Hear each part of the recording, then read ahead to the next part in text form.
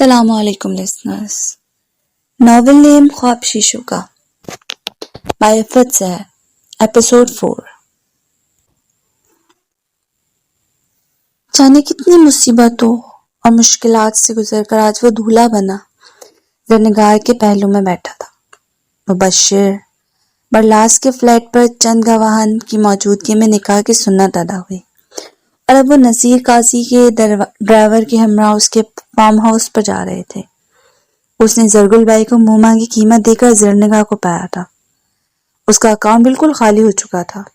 گاڑی اور فلیٹ دونوں انتہائی رازداری سے بک چکے تھے، مگر وہ خوش تھا، بے حد خوش. اس نے زندگی کی انمول خوشی سستے داموں پا لی تھی. وہ کمرے میں داخل ہوا تو زرنگار بستر پر پاؤں لٹکائے بیٹھی. اس نے کھنکھارا. زرنگار چونکی، پھر اسے وجیح و خوبرو ہمسفر کو دیکھے گئے، یہاں تک کہ اس کی آنکھیں چھلک گئیں. ارے! وہ تیزی سے اس کی طرف لپکا. زرنگار اٹھ کر اس سے لپٹ گئی اور رونے لگی. کبھی مجھے خریدنے کا طعنہ مت دینا وقار، میں اسی روز مر جاؤں گی. وقار نے اسے کندھوں سے تھام لیا اور اس کی سبھی پیشانی کو چومتے ہوئے بے حد محبت سے بولا، تم تو انمول ہو میری جان، صدقہ دے کر آیا ہوں تمہارا. تم تو اس قابل ہو کہ تم پر سلطنت وار دی جائے. زرنگار نے اس کی محبت کی شدت کو روح تک محسوس کیا. اس کے الفاظ ٹھنڈے میٹھے پانی کی مانند تھے، تن بدن کی تپش کو ختم کرتے، جلتے جلتے دل کو سکون دیتے.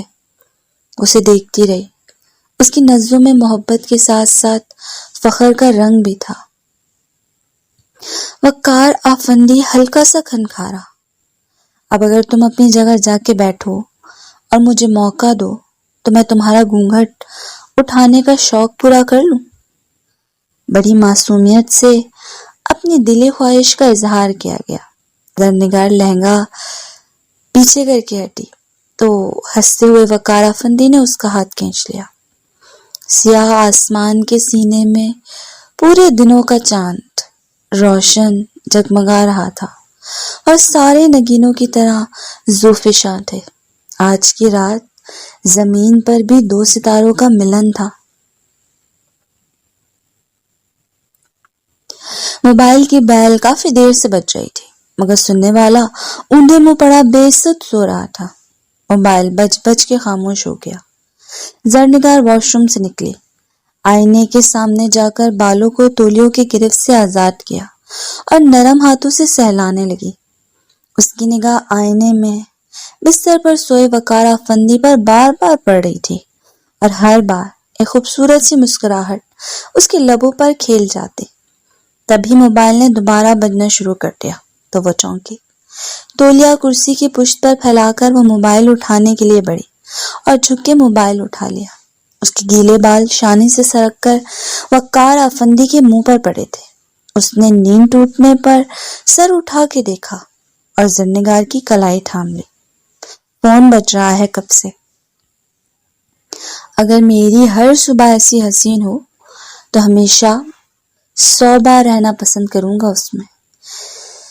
نیند سے بوجھل لہجے میں کہتا وہ زرنگار کا دل دھڑکا گیا تھا. کال کرنے والا بھی کوئی بے حد مستقل مزاج تھا. موبائل مستقل بجے جا رہا تھا. کال تو اٹینڈ کر لو، تمہارے دوست کوس رہے ہوں گے تمہیں.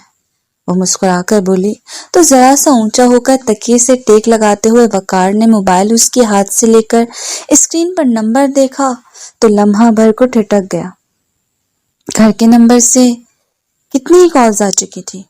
تب موبائل اتنا عام نہیں ہوا تھا. کیا ہوا، کس کا فون ہے؟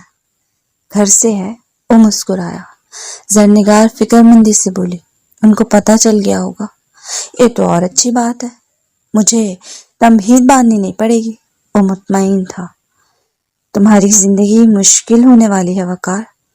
زرنگار آزردگی سے بولی تو وقار اس کی ریشمی زلفوں سے اٹھنے والی خوشبو سانسوں میں بساتے ہوئے بولا، پہلے میں اس کی آسانیوں کو تو محسوس کر لوں. کمرے میں زرنگار کی کھلکھلاتی ہنسی گونج اٹھی. 2 दिन बाद घर लौटा तो आगा जान का पारा हाई था। तुम्हें आजादी दे रखी है तो इसका ये मतलब नहीं है कि तुम उसका नाजायज फायदा उठाओ, वो गरज रहे थे। और वकार अफंदी सर झुकाए बड़ी सादत मंदी से खड़ा था। मैंने जाने से पहले भाई साहब को बताया था। उसने अदब से मुबीन अफंदी का हवाला दिया। बताया है उसने मुझे। आगा जान को और गुस्सा आया। इस तरह इत्तला करके जाते हैं, 2 मिनट की कॉल और बस। कह दिया कि दोस्तों के साथ जा रहा हूं घूमने। ये तरीका है इजाजत लेने का? मैंने उन्हें इन्फॉर्म किया था। इजाजत नहीं मांगी थी बाबा जान।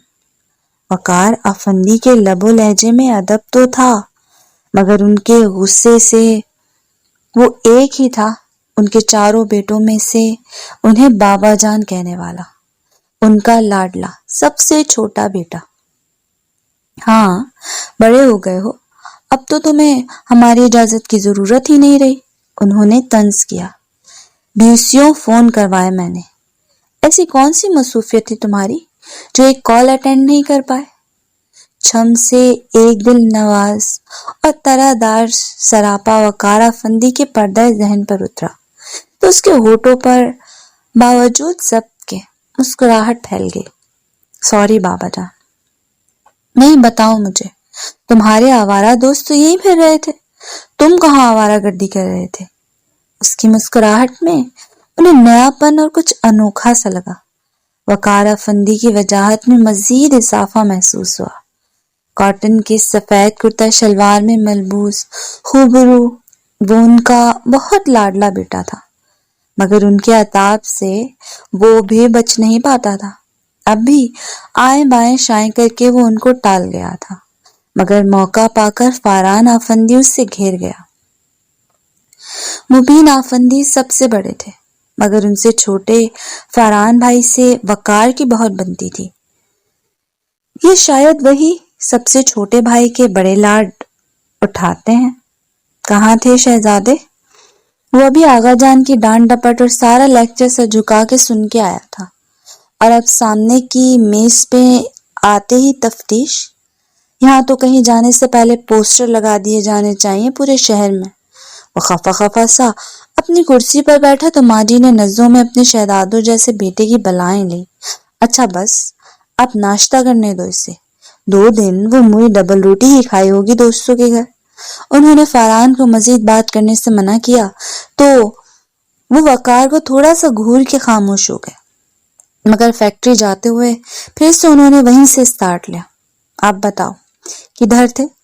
और उसने जवाब देने के लिए मुंह खोला ही था कि वो बात काट कर बोले, अब मुझसे वही घिसा पिटा झूठ मत बोलना कि दोस्तों के साथ था। वो सब यही है 2 दिन से। वकार ने मुंह बंद करके उन्हें घूर के देखा। बंदे की कुछ जातियात भी होती हैं भाई। वो नाराजगी का इजहार किए बगैर रह ना सका। और तुम्हें तो यूं भी आदत है अपनी जातियात मुझसे शेयर करने की। चलो शाबाश, शुरू हो जाओ। उन्होंने जैसे किसी बच्चे को पुचकारा। शादी कर ली है मैंने, कल वलीमा था। वो बेहद इत्मीनान से बोला तो उन्हें हंसी आ गई। आगा जान को बताया ये सब? जूते खाने थे उनसे। आपको सबसे पहले बता रहा हूँ। वो मुस्कुरा रहा था। आगा जान को सच में बहुत गुस्सा है। छोटे हो इसलिए नजरअंदाज करते हैं तुम्हें, वरना सायका भाभी ने भी खूब बातें बनाई थी तुम्हारी गैर मौजूदगी के बारे में। वो संजीदा हो गए। एक तो ये बड़ी भाभी भी ना वजह से जच हुआ। समरा भाभी भी तो है, मचाल है जो मुस्कुराहट जुदा हो होठों से। मेरी तो इतनी पर्दा राज है, ये बड़ी भाभी इसी रोज लुटिया डुबो देंगी मेरी। वो खफा खफा से कहता उन्हें हंसा गया था।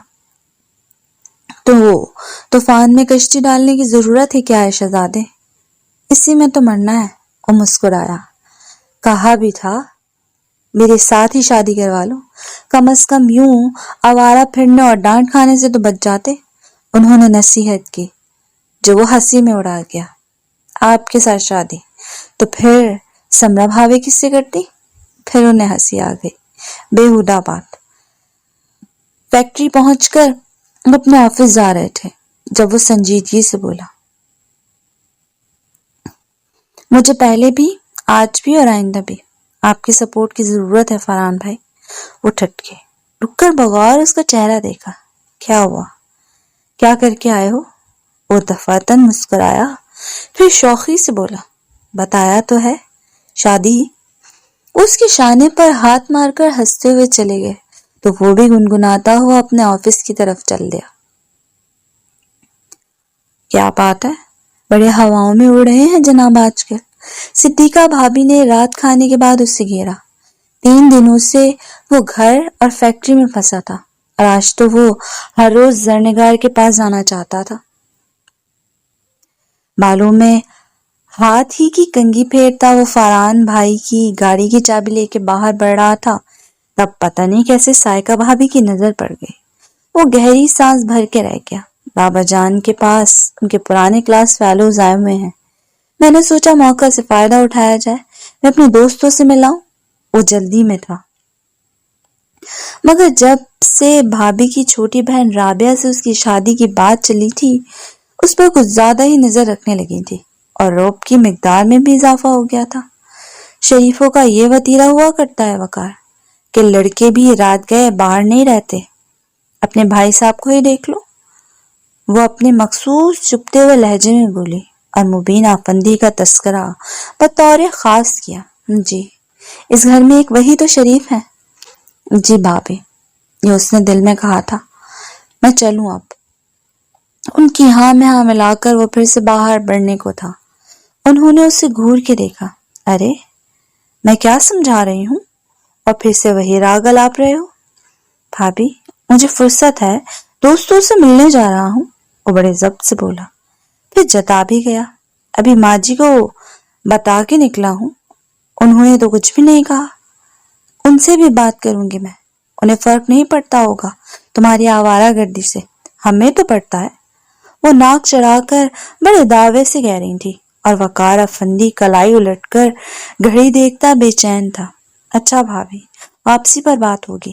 وہ ان کے مزید کچھ کہنے سے پہلے ہی باہر نکل گیا تو وہ بڑبڑائیں، پتہ کرواتی ہوں میں مبین صاحب سے۔ وہ بڑی عجلت میں اپنے فلیٹ میں پہنچا تو کتنی ہی دیر بیل بجانی پڑی۔ زرنگار پتہ نہیں کہاں سوئی ہوئی تھی۔ اس کا دل وہم کا شکار ہوا۔ فلیٹ میں تو فون بھی نہیں لگا ہوا تھا۔ اس نے پکا ارادہ کر لیا تھا کہ زرنگار کو بھی ایک موبائل لے کر دے گا۔ اسی وقت کھٹ سے دروازہ کھل گیا۔ زرنگار کی روتی آنکھیں اور پسیجا ہوا چہرہ ایک پل کو دکھائی دیا۔ وہ دروازہ کھول کے تیزی سے پلٹ گئی تھی۔ زری، وہ پیچھے لپکا، اسے بیڈ روم کے دروازے پر جا لیا۔ زری کیا ہوا؟ سوری یار، اسے بازو سے تھام کے زبردستی اپنی طرف موڑا۔ اس کی شانے سے لگ کے بری طرح رو دی۔ زری سناٹے میں آ گیا۔ وہ کیا ہوا میری جان؟ اس نے اس کے بالوں کو چوم کر بڑی محبت بھری بے چینی سے پوچھا۔ بات مت کرو مجھ سے، وہ دفعتاً چلائی۔ وقار کے ہونٹوں پر اتنی پریشان کن سچویشن میں بھی مسکراہٹ پھیل گئی۔ اس کے ساتھ لگی اس سے بات نہ کرنے کا کہہ رہی تھی۔ وہ اسے آہستہ آہستہ تسلی دینے کے انداز میں تھپکنے لگا، یہاں تک کہ وہ چپ ہو گئی تو پھر اس سے الگ ہو کے صوفے پہ جا بیٹھی۔ وہ اس کے پاس ہی بیٹھ گیا۔ کیسی ہو؟ بڑی چاہت سے پوچھا۔ تمہیں کیا فرق پڑتا ہے؟ وہ ناراض تھی، شدید ناراض، آنکھوں میں پھر آنسو بھرا ہے۔ اتنی خوبصورت آنکھوں پر ظلم کر رہی ہو۔ 3 دن سے رو رہی ہوں اس فلیٹ میں اکیلی، دن میں بھی اور رات میں بھی، وہ پھٹ پڑی تھی۔ شکوہ کناں انداز میں کہتی وہ وقار کو شرمندگی کے سمندر میں دھکیل گئی۔ I'm sorry یار، بابا جان کے شیڈیول نے ایسا حال بنا دیا کہ چاہ کے بھی نہ نکل سکا۔ اتنا ڈر لگتا تھا رات کو اکیلے میں مجھے، میں نے سوچا تم مجھے چھوڑ گئے ہو، شاید بابا جان کو پتہ چل گیا ہو۔ اس کے اپنے ہی وہم تھے، تنہائی کے وہم۔ اکیلے میں ایسے ہی وہم ستایا کرتے ہیں، سب کے چھوڑ جانے اور دنیا میں تنہا ہو جانے کا وہم۔ وہ بھی 3 دنوں سے رو رہی تھی۔ وقار نے سرمندی سے اسے دیکھا۔ میری جان، ایک دنیا سے لڑکے تمہیں پایا ہے، ایسے کیسے کھو سکتا ہوں؟ بس غلطی ہو گئی، معاف کر دو۔ زرنگار نے ہمیشہ وقار کی محبت کی شدت اور جذباتیت کو شدت سے محسوس کیا تھا۔ اب بھی اس کے انداز میں وہی شدت تھی۔ وہ پرسکون ہو گئی۔ میں بہت جلد بابا جان سے بات کرنے والا ہوں، تم فکر مت کرو۔ پھر تم آفندی ہاؤس شفٹ ہو جاؤ گے۔ اس فلیٹ میں تنہا رہنے کی کوئی ضرورت نہیں ہے تمہیں، اسے یقین دلا رہا تھا۔ اس کی قربت کے نشے میں مدہوش وقار آفندی نے رات وہیں گزارنے کا تہیہ کر لیا، یہ جانے بغیر کہ اس کا یہ عمل کیسا طوفان مچانے والا ہے۔ کمال ہے یار، اب تو اتنے دن گزر گئے اس حادثے کو، سادگی سے ہی صحیح مگر منگنی کی رسم تو ادا ہو جانی چاہیے۔ طلال خفا تھا۔ اب میں اپنے منہ سے کہتی اچھی لگوں گی؟ تمہاری ماما کو چاہیے فون کر کے میری امی سے بات کریں۔ مہرماں نے درخت سے ٹیک لگا کے بیٹھتے ہوئے بیگ اور فائل ایک طرف رکھے اور آسان سے بولے، ماما تو تمہاری طرف سے آئے سگنل کے انتظار میں ہیں۔ وہ بولا۔ مہرماں کو جیسے کچھ یاد آیا۔ ایک بات تو بتاؤ طلال، تمہاری بھابھی ہمارے رشتے سے کچھ خاص خوش نہیں لگی مجھے۔ طلال خاموش سا ہو گیا۔ وہ مزاحیہ انداز اپنا کر مزید بولی، بلکہ مجھے تو لفٹ ہی نہیں کروائی انہوں نے۔ ایسی بات نہیں ہے مہرو، کم آن طلال، پہلے ہم دوست ہیں، ابھی سے باتیں مت چھپاؤ مجھ سے۔ مہرماں نے خفگی سے اسے دیکھا تو وہ ہنس دیا۔ ارے وہی یار، ان کا دل تھا کہ گھر کی دوسری بہو بھی انہی کی فیملی میں سے آتی۔ اچھا، اتنی اچھی ہیں کیا؟ مہرماں نے بے ساختہ پوچھا۔ بس اسی وجہ سے تمہیں اگنور کرتی رہی۔ ماما نے بھی محسوس کیا مگر بھابھی کو اگنور کرنے میں ہی گھر کا سکون پوشیدہ ہے۔ وہ مسکراتے ہوئے بولا، ان کی سسٹر ہے یا کوئی کزن؟ مہرماں بڑی دلچسپی سے پوچھ رہی تھی۔ کزن سسٹر ہی تھی، ان کی کون سی سگی بہن کنواری نہیں ہے، طلال نے بتایا۔ پھر اس کے ہاتھوں پر نظر پڑی تو فوراً پوچھنے لگا، تمہاری انگوٹھی کہاں ہے؟ کون سی انگوٹھی؟ اسے فوری طور پر یاد نہیں آیا۔ طلال کو برا لگا۔ تو میں نے دی تھی تمہیں، مہرماں جتا کر بولا۔ ارے وہ جیسے یاد آنے پر کھینچ کے بولی، ایکچولی عادت نہیں ہے مجھے رنگز پہننے کی، خارش ہوتی ہے انگلی میں، اتار کے رکھی تو یاد ہی نہیں رہی پہننا، اپنے مخصوص لاؤبالی انداز میں بتایا۔ اس نے طلال کے جتاتے ہوئے لب و لہجے کو محسوس نہیں کیا تھا۔ واہ، میں نے اتنے دن لگا کر تمہارے لیے وہ رنگ سلیکٹ کی اور تمہیں پرواہ بھی نہیں کی اس کی، بلکہ یاد بھی نہیں کہ کوئی رنگ پہن رکھی تھی تم نے۔ طلال کی خوفی کا یہ پہلا رنگ دیکھا تھا مہرماں نے۔ ایسی بھی کوئی بات نہیں ہے طلال، اس نے طلال کو بہلانا چاہا، میں اس معاملے میں بہت پوزیسو ہوں مہرو، مجھ سے منسلک چیزیں تمہارے لیے موسٹ امپورٹنٹ ہونی چاہیے۔ وہ بے حد سنجیدہ تھا۔ ہیں طلال، بالکل ہیں، مہرو نے زور دے کر کہا۔ پھر ملتجی انداز میں بولی، بات تو غلط انداز سے مت دیکھو پلیز۔ اوکے، مگر کل سے وہ رنگ تمہاری انگلی میں ہونی چاہیے، اب میں اسے کبھی اترا ہوا نہ دیکھوں۔ وہ مان گیا تھا۔ مہرو کو عجیب سا احساس ہوا، شاید طلال کا یہ روپ اس نے پہلے کبھی نہیں دیکھا تھا۔ اور پلیز ماما فون کریں گی تو امی سے کہنا مزید کچھ بہانے نہ بنائے، سیدھا سیدھا منگنے کی تاریخ دے دے۔ وہ کہہ تو عام سے انداز میں رہا تھا مگر مہرو کو برا لگا۔ میرے چچا کی ڈیتھ ہوئی تھی، وہ بہانہ نہیں تھا طلال۔ اس کے تیز لہجے پر طلال ذرا سنبھلا۔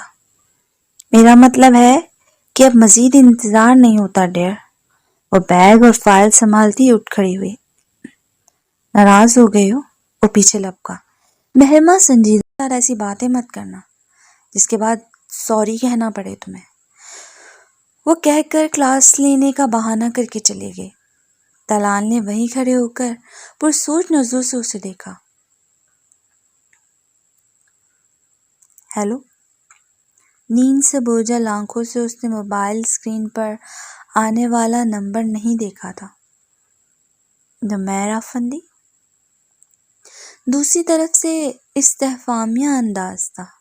یکخلد اس کی پوری آنکھیں کھل گئیں۔ سومیا؟ دوسری طرف وہ کھلکھلائے۔ یعنی تم نیند میں بھی مجھے یاد رکھتے ہو؟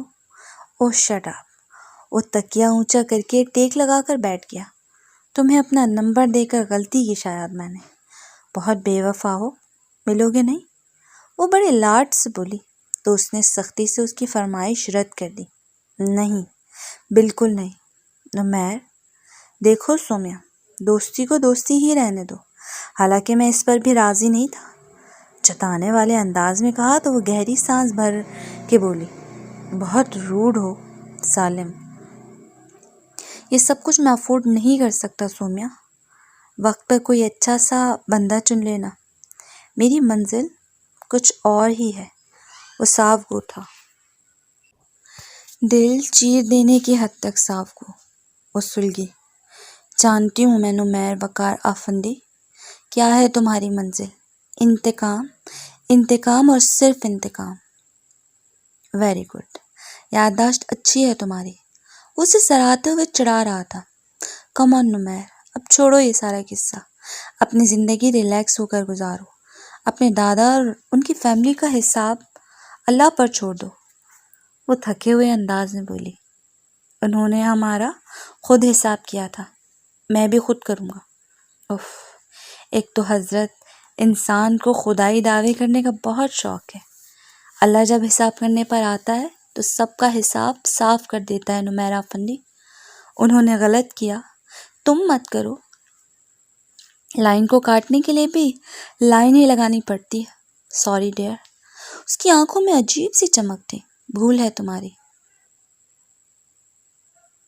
اب ریموور ملتے ہیں، لائن لگائے بغیر ہی لائن صاف ہو جاتی ہے۔ بس آدمی اپنا دل صاف کر لے ایک بار۔ سومیا نرم دل تھی، اس کی سوچ بھی مثبت تھی۔ Okay, leave this topic. تم نے مجھے یہی سب سنانے کے لیے کال کی ہے؟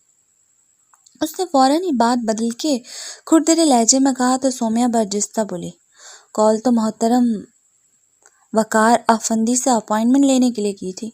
ملنے آ سکتے ہیں یا نیا بہانہ؟ دونوں ہی کام نہیں ہو سکتے فی الوقت۔ اس نے ہری جھنڈی دکھائی۔ نمیر، اس کا دل ہمیشہ کی طرح بجھ گیا۔ میں اور ہی دنیا کا انسان ہوں سومیا۔ میرا پیچھا کرنے میں ٹائم ضائع کرنے سے بہتر ہے وقت پر اپنے لیے بہترین فیصلہ کر لو۔ اس نے خدا حافظ کہہ کر فون خود ہی بند کر دیا۔ سومیا کی خاموشی سے اسے کوئی تعصب نہیں ہوا تھا۔ بہرحال اسے اس راہ پر میں نہیں لایا۔ چند لمحے کسل مندی سے لیٹے رہنے کے بعد وہ اٹھا اور فریش ہونے کے لیے واش روم میں گھس گیا۔ وہ نمیر وقار افندی تھا، وقار افندی ہی کی طرح خوبرو اور دلکش، مگر افندی ہاؤس والوں کے لیے زہر سے بھرا۔ اور یہ زہر افندی ہاؤس کی مکینوں کی رگوں میں کب اترنے والا تھا، اس کا لائحہ حمل وہ آہستہ آہستہ تیار کر رہا تھا۔ وہ فریش ہو کے وقار کے پاس نیم دراز ہوئی تو اس کے ہونٹوں پر مسکراہٹ پھیل گئی۔ محبت ظاہر کرنے والے عمل کتنے چھوٹے چھوٹے ہوتے ہیں مگر ان کا اثر دیر پا ہوتا ہے۔ مسکرا کر بولی، وہ نیند میں تھا، تبھی اس کا موبائل بجنے لگا۔ زرنگار نے ہاتھ بڑھا کر موبائل اٹھایا اور اس کے ہاتھ میں دے دیا۔ ہیلو، نیند سے بوجھل لہجہ، نالائق، کہاں سے بول رہے ہو تم؟ آغا جان دوسری طرف فون پر گرج کر بولے تو وقار کی تو ساری نیندیں اڑن چھو ہو گئیں۔ وہ بدک کر سیدھا ہوا۔ زرنگار پریشان سے اٹھ بیٹھی۔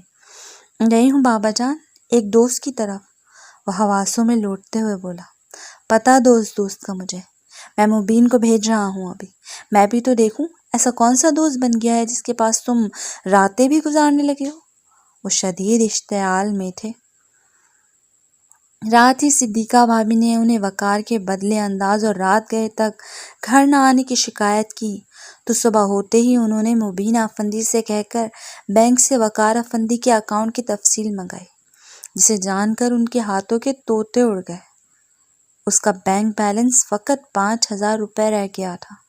کسی خدشے میں گھر کے انہوں نے فیکٹری کے لاکر میں رہی پراپرٹی کی فائلز چیک کروائیں تو وقار کے نام کے فلیٹ کے کاغذات بھی غائب تھے۔